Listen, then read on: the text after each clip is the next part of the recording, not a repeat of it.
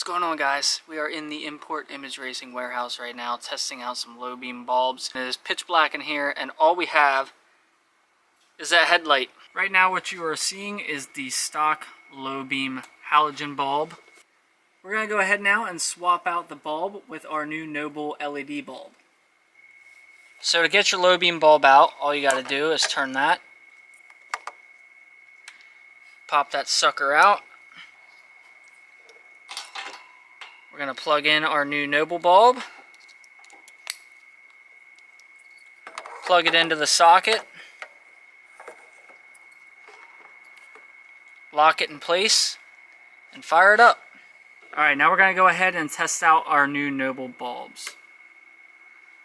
Much cooler, cleaner white light.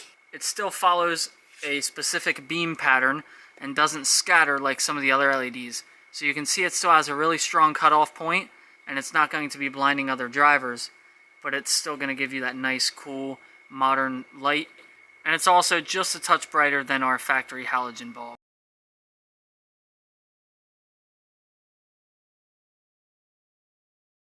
And that is it on our Noble replacement H11 bulbs.